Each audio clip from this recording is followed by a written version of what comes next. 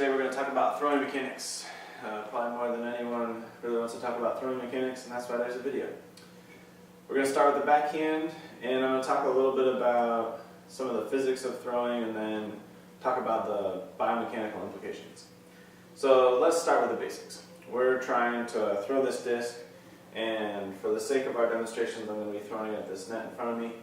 And basically I'm trying to use whatever I can in my body to propel it as far as possible down in that direction.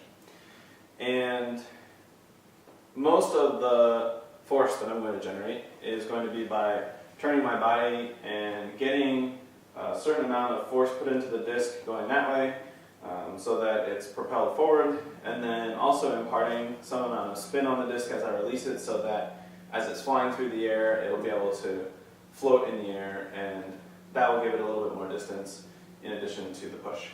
And we're not going to talk about the balance between the force that you push and the amount that you snap and how that impacts how it falls off or doesn't fall off and flies with shape or not. We're really just going to focus on getting the disc into the release position and generating as much force with the release as possible. So the first thing I want to think about is I'm basically going to be able to use my body to rotate like this, and I'm going to be able to use my arm as sort of like a lever, and from sort of basic physics, the longer the lever arm, the more force I'm going to get for the same amount of acceleration that I'm putting on the arm itself. So I'm going to generate more force if my arm is extended a little bit further than I can for the same velocity like tucked in.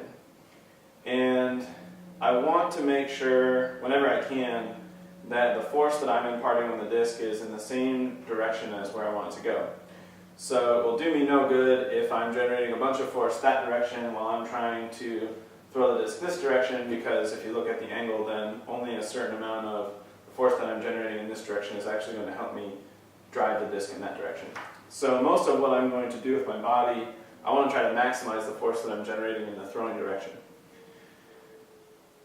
A lot of the twisting that you're going to generate from, say, like your hips to your shoulders, we want to stay on the same axis. So I don't want my shoulders twisting like this and my hips twisting like that, because then they're sort of misaligned. We want them to stay parallel. So I'm going to try and keep my trunk parallel between my hips and my shoulders. And I generally want my arm and the disc to be 90 degrees to that twisting so that all of the rotation that I'm generating with my core can transfer into the lever arm and help drive the disc forward.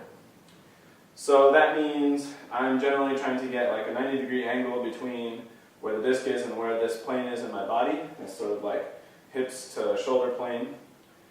And I'm going to make sure that, if I can, all of the force that I'm generating with the disc is in the same plane and at the same angle that I want the disc to fly. So again, sort of not just here, but also up and down. I don't want my arm to be going way up if I'm trying to throw it this direction. And I don't want my arm to be releasing too early or too late. Obviously, I want it to fly straight ahead.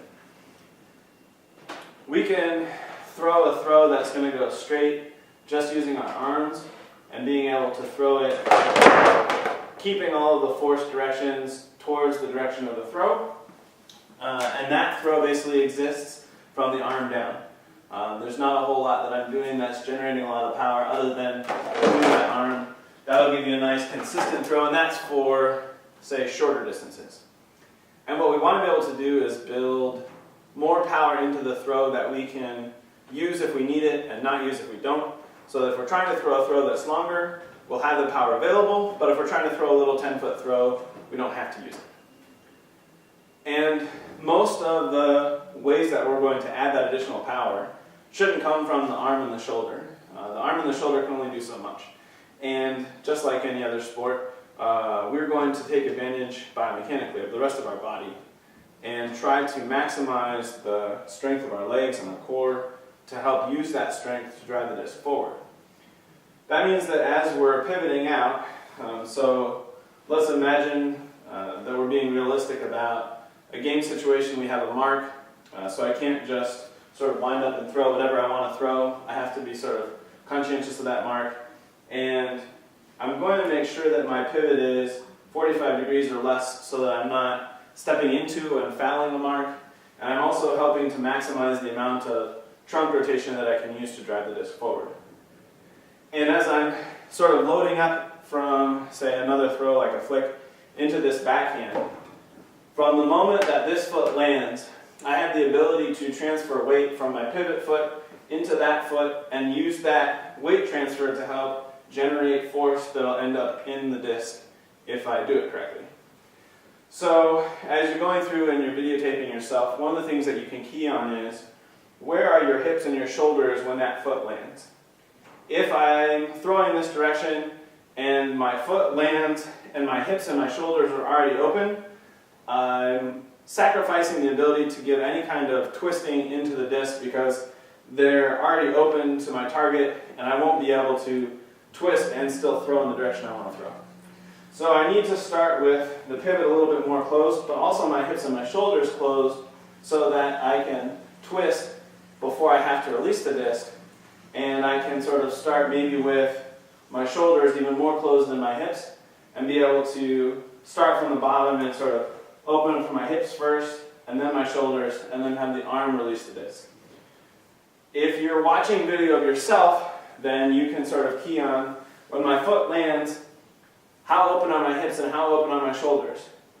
You'll often see video of throws that are thrown with great force, and you'll see the offhand, the non-throwing hand, will be used as a counterbalance as the thrower winds up and wants to be able to exert a great deal of twisting force. This offhand can be very useful for helping control that twisting, sort of keeping your balance just like you would if you were balancing on a balance beam.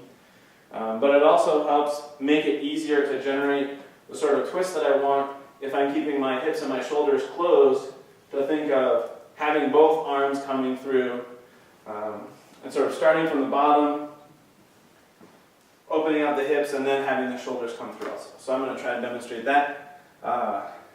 Obviously it won't be perfect, but hopefully it'll give you a good sense of what I'm talking about.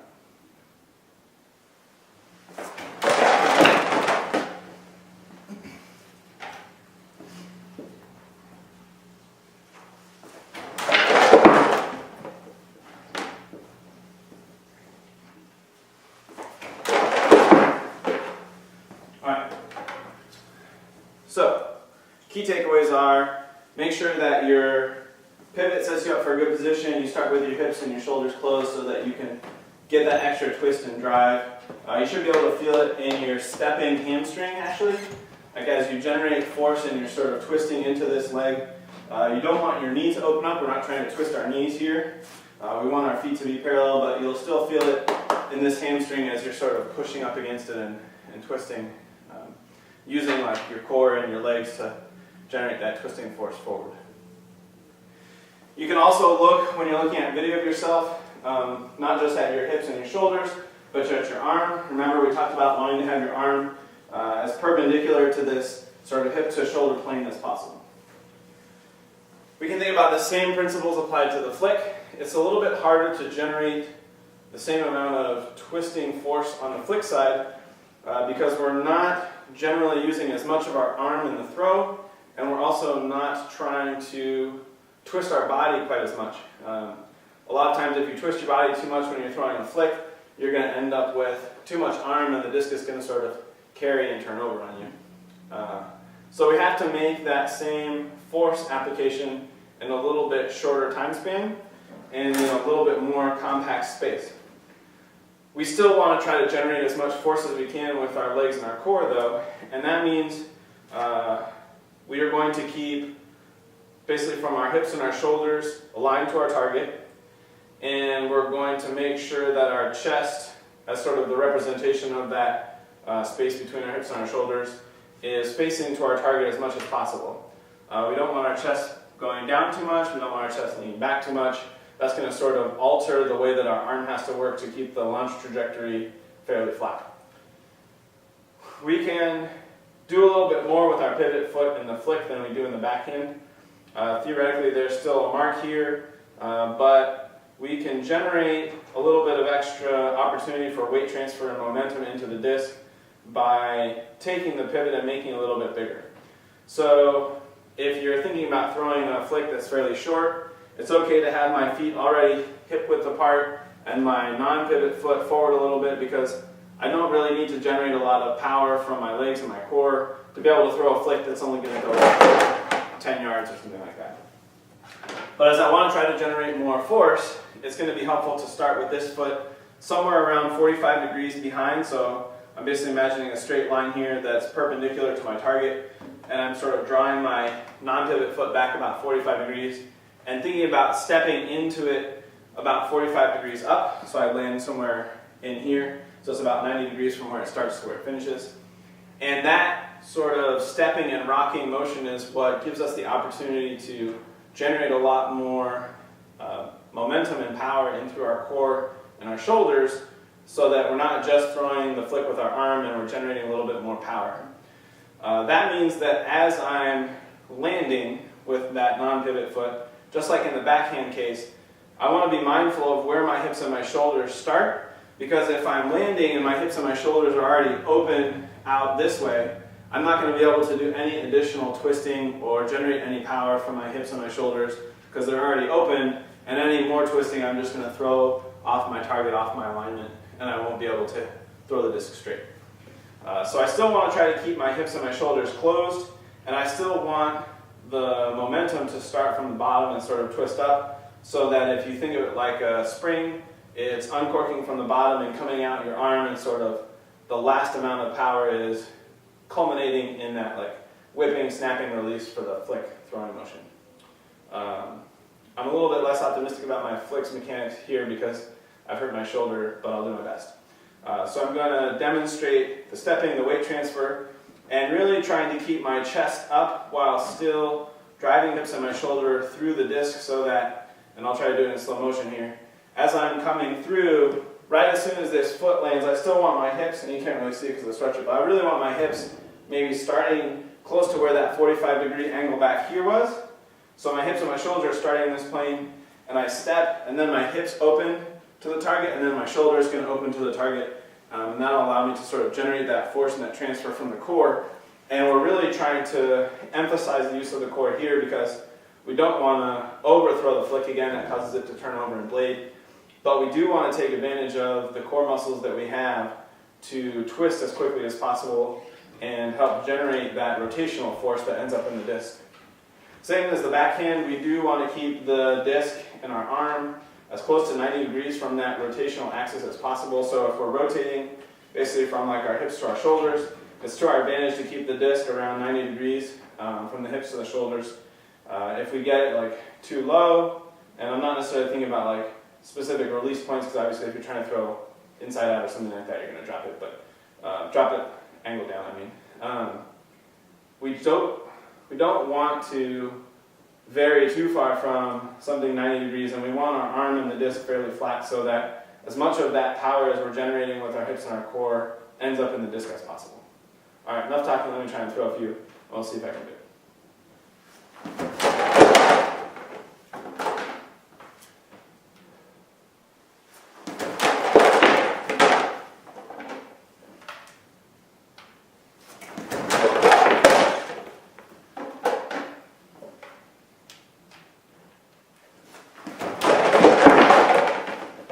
The corollary to this is that if you want to try to throw a flick and you don't have room for a huge step, you still want to try to get that twisting.